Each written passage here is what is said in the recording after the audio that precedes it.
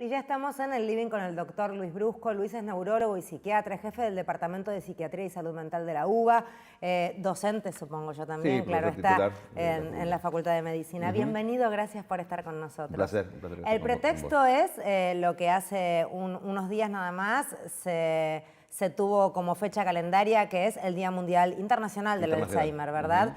En general estos días se instalan un poco para tener un pretexto para hablar de temáticas que si no, no se hablarían de ninguna manera. Exacto. Lo cierto es que yo no conozco una familia que no tenga algún integrante, ya adulto mayor, en general, por supuesto, que tenga Alzheimer. En general es muy habitual. Es muy frecuente. Empecemos por definir qué es el Alzheimer. Bueno, la enfermedad de Alzheimer es una enfermedad que afecta la cognición, el intelecto. Fundamentalmente dentro del intelecto lo que más afecta es la memoria. Puede variar, pero generalmente es esa instancia desde lo intelectual y de lo conductual, que muchas veces no se presta atención, el cambio de voluntad de la persona que se llama apatía. Es decir, que la persona empieza a perder algunas instancias de hobbies, de cuestiones cotidianas, sociales, laborales, ir al club, etcétera, que se acompaña a esta pérdida de memoria. Esta instancia es muy frecuente y se da lo que vos bien decís, que se da en la familia de forma esporádica, es decir, una persona en cada familia, pero muy común en la sociedad como problemática, porque aumenta fuertemente con la esperanza de vida. Al aumentar la esperanza de vida se produce lo que nosotros llamamos prevalencia, que es la cantidad de pacientes que hay o personas que hay con esta enfermedad en la sociedad en un corte en el tiempo, que corresponde aproximadamente a 1 en 20 personas a los 60 años, es decir que el 5%, y más de la mitad de las personas de 80, que la gente hoy toda ha llegado a 80 años. Claro. Hace 30 años o 40, 30 años diría yo, si le decías a una persona vas a llegar a 80 años, se sentía, bueno, contenta porque era anciana, y lo veíamos como un adulto mayor muy viejo. Bueno, pero es que además ahora, 80 son espléndidos. 80, o sea, la yo pienso en persona mi está madre. pensando en casarse de nuevo. Claro, exacto, viajar muy a Europa. activos. ¿Sí? Entonces, lo que pasa es que de esa población, más de la mitad hemos conservado el cuerpo y no el cerebro. Digo el cerebro en forma general, metafórica, en el sentido que se pierde la cognición de una enfermedad donde las neuronas, ya desde el punto de vista, para que la gente entienda desde el punto de vista de la patología de la enfermedad cómo es que mueren las neuronas más rápido que lo que tienen que morir. Todos los días mueren neuronas y todos sabemos que en general las neuronas no se reproducen, pero mueren pocas. En un momento de la vida se desencadenan mecanismos de lo que llamamos suicidio neuronal, muerte neuronal programada, pero que aumenta muchísimo en cuanto a cantidad de neuronas muertas. Entonces pasa mucho más tiempo para el cerebro que para el cuerpo, desde el punto de vista biológico. Envejece mucho más rápidamente, a pesar que los años... el cerebro, la mente, exactamente. que el cuerpo. Entonces encontramos personas muy enteras corporalmente, con bastante alteración intelectual, y una vez que esto se desencadena, corre en una carrera rápida el deterioro, donde empiezan a haber problemas concretos, evolutivos, donde a la memoria que decimos hoy se le agregan funciones como el lenguaje, las prácticas cotidianas, instancias también conductuales de ya no apatía, sino de problemas sociales que produce fuertemente y familiares, como irritabilidad, excitación, alucinaciones, incluso psicosis del adulto mayor, que complejiza muy fuertemente la interrelación social. Tenemos que pensar que en la Argentina hay aproximadamente 500.000 personas con esta enfermedad, pero el impacto es aproximadamente a 2 o 3 personas más, por lo cual calculamos que el impacto es en 2 millones de personas. ¿El impacto te referís al entorno de esa persona? Exactamente, nosotros principalmente tenemos persona y cuidador. Siempre hay un cuidador, o a lo sumo 2, pero generalmente hay un cuidador que tiene lo que se llama sobrecarga del cuidador, que es que la persona está sobrecargada con un estrés crónico. Una de las ventajas y las cuestiones buenas del Alzheimer es que hemos posibilitado mejorar fuertemente la calidad de vida una vez desencadenada la enfermedad y prolongar la vida. Esto prolonga la vida y es muy correcto, pero genera también un problema que es el cuidador va a estar sobrecargado mucho más tiempo y requiere ayuda de todo tipo, enseñarle cómo es la enfermedad, que tiene que no sentir culpa si se retira de su casa y poner un cuidador, y a veces incluso cuando el paciente está evolucionado, que a veces una institución es mejor que la casa, porque la casa es muy difícil sobrellevar cuando hay problemas conductuales, como decimos hoy, psicosis, o si no, uno no puede tener cuidado de otras personas, porque la persona una vez que tiene enfermedad de Alzheimer, cuando está desencadenada la problemática, requiere de asistencia permanente 7×24, es decir, no hay día que no requiere ayuda. Así es.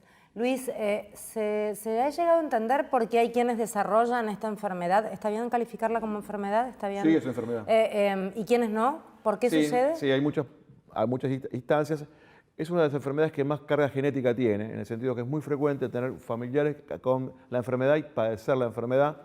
Nosotros en el programa de Alzheimer que tenemos en la Facultad de Medicina, tenemos un banco de genética donde tenemos muy desarrollado la genética en la Argentina y para Latinoamérica.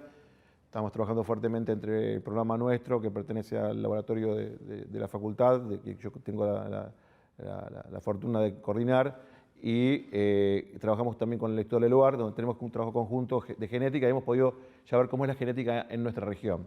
Más allá de eso, dentro de las enfermedades que tienen riesgo genético, es la que más riesgo genético tiene, junto con cáncer de mama, con diabetes tipo 2. Riesgo genético es altamente probable heredarlo de alguna manera, o sea... Es riesgo de heredar los genes, sí. Y eso aumenta la predisposición a tenerlo, no que uno lo va a tener.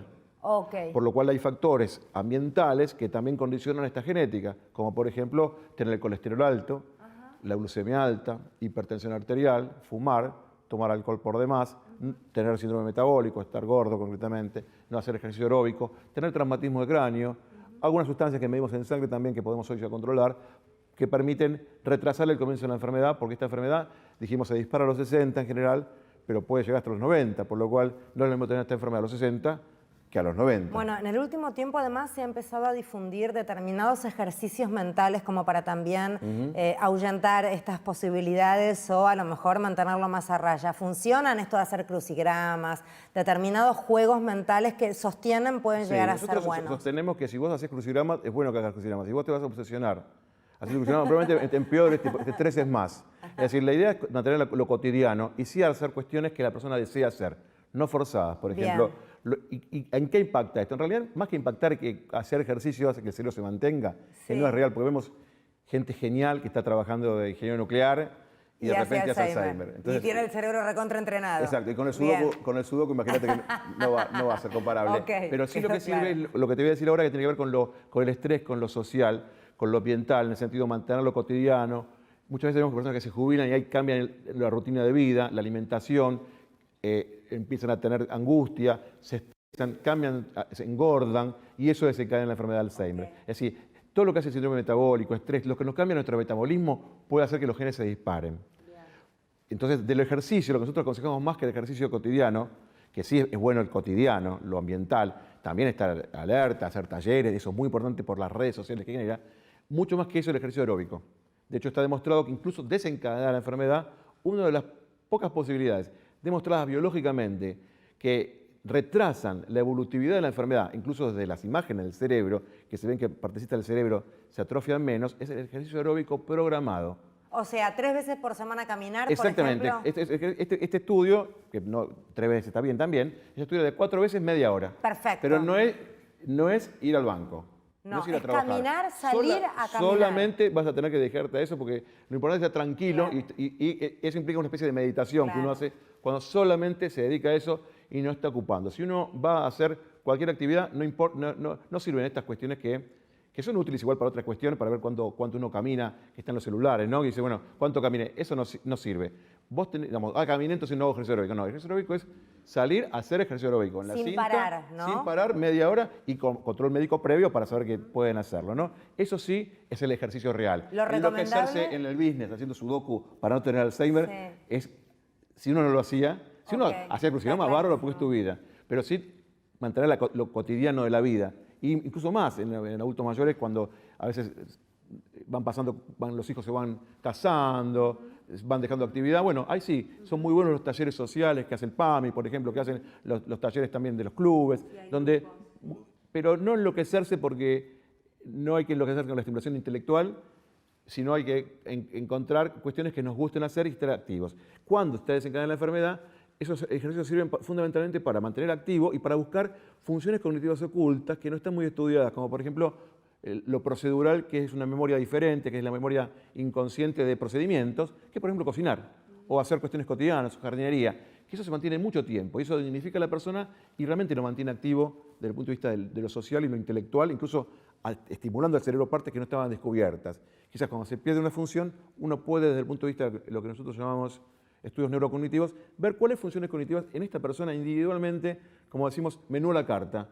en esta persona que es un individuo, y por tener Alzheimer no es una general, sino tiene su idiosincrasia, su subjetividad, encontrar sus variables que nos digan, bueno, esta persona quiere tales parámetros. Y entonces aconsejarle hacer esa actividad intelectual. Luis, una vez que se desencadena, decías, se puede quizás acotar un poco con actividad física, según entendí. ¿Qué pasa con la medicación, con la otra vía? Hay medicaciones. Nosotros tenemos dos grandes situaciones. Si vemos a la medicación, que es lo que se llama atención secundaria, es decir, cuando se desencadena una enfermedad, no vamos a frustrar, porque todos los medicamentos que existen, que hay medicamentos, no curan la enfermedad, sino son paliativos que retrasan la enfermedad o ayudan a la calidad de vida.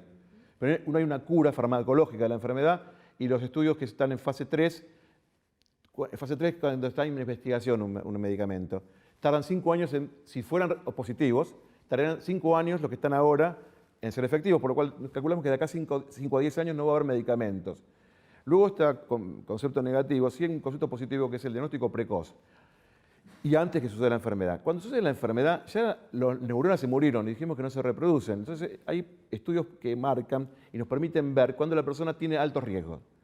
Y esto se ve hoy hasta 40 años antes, por lo cual tenemos que trabajar previamente para que la persona no tenga la enfermedad. Es decir, parecido a lo que pasa con la vacunación. La vacunación es atención primaria. Nosotros no queremos que la persona tenga sarampión para curar el sarampión porque es un virus y no hay antibióticos. Nosotros tenemos que trabajar de esta manera hoy.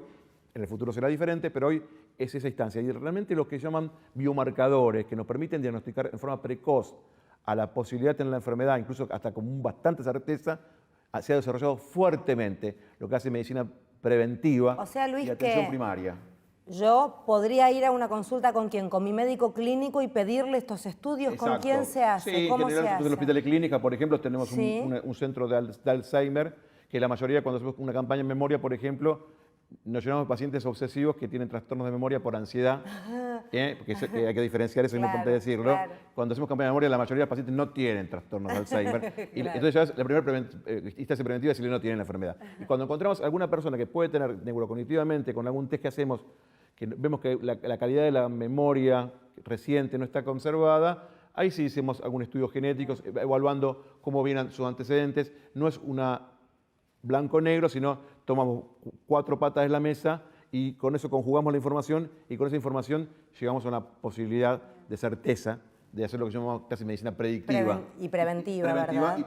Claro. Y hoy casi, que es antes que la preventiva, predictiva, en el sentido que vemos que la persona puede tener más riesgo que la otra, entonces trabajamos en los factores ambientales. Gracias por visitarnos, ha sido un gusto, súper instructivo y didáctico. Gracias. Nos despedimos como siempre recordándoles que la universidad pública es el mejor lugar del mundo para hacer del mundo un lugar mejor. Gracias.